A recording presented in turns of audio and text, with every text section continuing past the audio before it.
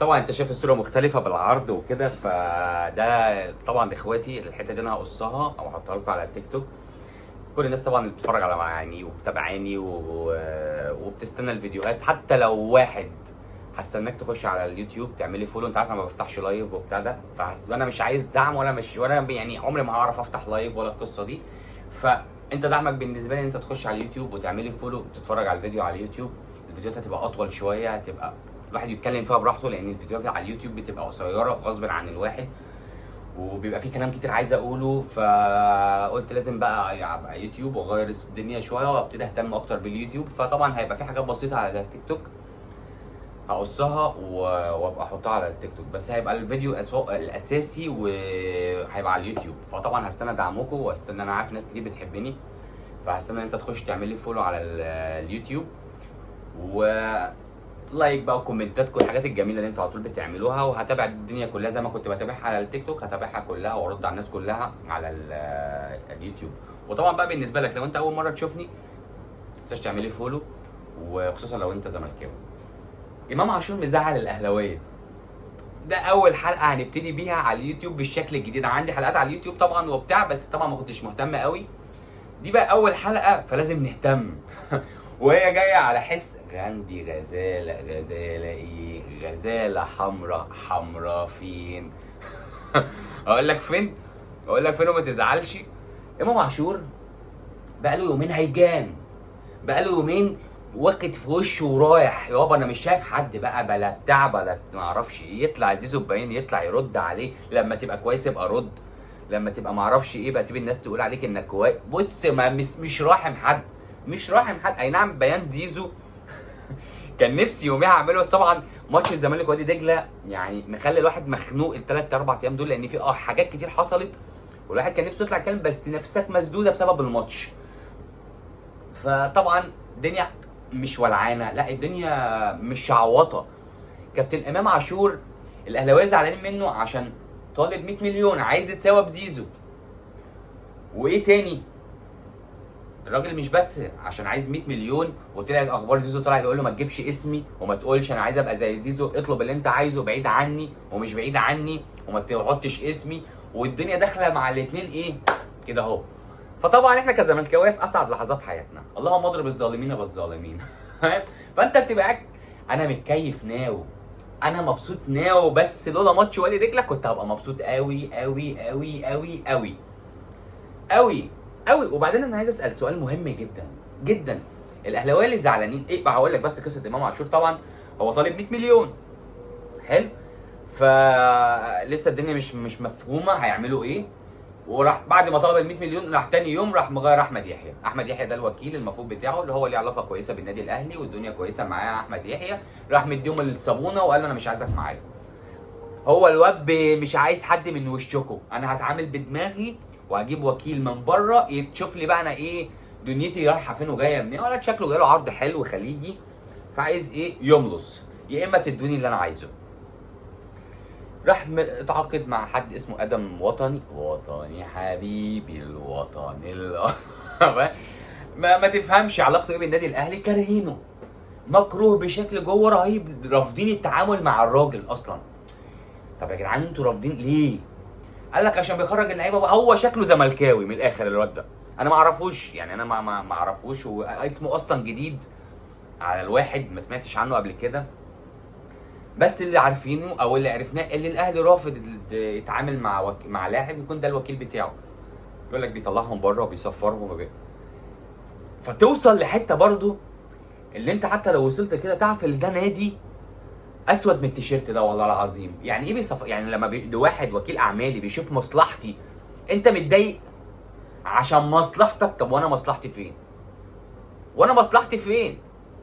انت باصص لنفسك بس، ولا انا امن نفسي، ولا انا اعمل عقد معرفش ايه وما يعملش وما يروحش واديله بدل التلاتة 10 سنين عشان ما يتحركش. هو لكن مصلحتك اوكي، لكن مصلحة الشخص نفسه لا مش اوكي والله. لما يبقى في نادي تاني يبقى مصلحته وهو عايز يروح فين واللعيبه بتدور على البطولات والفلوس لكن لما يبقى عندي لا، ده انا همص دمه، ده انا ههده زي ما عمل في احمد عبد القادر. عادك مش هتشمها. عايز تروح الزمالك؟ دي انت هتقعد السنه كلها مرمي وتتدرب مع الناشئين، مش هنشوفك ولا في سكواد ولا في قايمه ولا في اي بتاع. لكن تيجي على النادي، راح امام عاشور عمل لهم كده، وانا ما عارف قلع لهم التيشيرت ومشي في الشارع ملط، اللي هو اللي عندكم اعملوه. انا عايز 100 مليون وابقى زي زيزو او اعلى، واخد ما اعرفش 35 قصه كده في ارقام كبيره قوي، وهفسخ عقدي مع احمد يحيى وهتعاقد مع ادم وطني، واللي عنده حاجه اعملها. فنرجع بقى لمرجوعنا، انتوا بقى زعلانين من امام عشان عمل كده؟ طب ما زعلتش لما شتمك؟ لما سبك وسب جمهورك وسب رموزك وسب كل حاجه؟ ما كنتش زعلان؟ ما كنتش زعلان وقاعد بتغني معاه عندي غزاله غزاله ايه غزاله ما كنتش زعلان وقتها، كنت شايف الموضوع الله، ده هي عندي، ده اللي موقف لي الفرقه، ده الجامد، ده الحلو، ده الجميل، ده معرفش، ده احنا من غير امام ولا حاجه. اتقالت احنا من غير امام ولا حاجه. دلوقتي تلاقي الناس بيقول لك ايه، يغور في ده يمشي ايه، اعل يلا، اعل اعل وارجع في كلامك زي ما بترجعوا في كلامكم، لان انت هتروح فين؟ هتروح فين؟ ما انت شفت من غير امام انت عامل ازاي. وهو الواد بعد ما شاف الدنيا كده، هو الواد صايع والله وعجبني قوي اللي هو صايع، هو شاف الدنيا كده خبطوا في بعض والاهلي واقع والناس مستنيه امام والناس كلها بتقول امام، طب انا امام عارف انت، طب انا جيت انا عايز وعايز وعايز وعايز وعايز ورجلي على رجله وهيتعمل له اللي هو عايزه، اللي هو عايزه هيتعمل له ايا كان طلبات امام، مع ان هم دايما مبادئهم ودنيتهم اللي مش عايزنا مش عايزينه، واللي مش على ما اعرفش ايه يمشي، واللي مش عايز الاهلي يغور ما الباب الكلام ده سمعناه في اللعيبه اللي مش هو عايزها واللي شايفها خلاص راحت عليها. لكن في اللعيبه اللي بيكسبوا ده بدل ما يمضي السنه يمضي 5، وبدل ما ياخد الجنيه ياخد مليون، وبدل اللي ما اعرفش ايه يبقى ايه، واللي ايه. نكلم ناس في السعوديه ونكلم ناس في الصعيد ونكلم ناس نجيب فلوس. امام يابا، امام يدفع له. وعجبني الواد ده ما شاء الله من ساعه ما راح الاهلي، عيل ذكي ذكاء اقسم بالله ما في كده، بيعرف بيلعبهم كده، يعمل معرفش ويروح طالع حاطط ستوري يضرب عمر كمال ويطلع معرفش يعمل ايه ويروح ايه فين. حتى لما طلع على قناه الاهلي قال لهم انا رحت الزمالك ورجعت الزمالك ومعرفش ايه، بس ما كانش فيه فلوس في الزمالك فرحت الاهلي. اللي هو يعني انتوا بيقولها لشوبير في قناه الاهلي، اللي انا من الاخر انتوا كنتوا اللي عرف انا رحت وعملت وبتاع، وبرضه عاوزينه حابينه ده انا شتمك انا وما لا والله انا ما حبيبي امام ده حبيبي حبيبي حبيبي حبيبي. فما تجيش تعيط بقى دلوقتي وتقول لا يمشي ولا ما اعرفش ايه ولا ايه، ده انت اتشتمت واتهنت ورحت وجيت ولعب وكنت بتغني له وعندي امام واحلى حاجه امام وامام ده الدنيا وما فيها.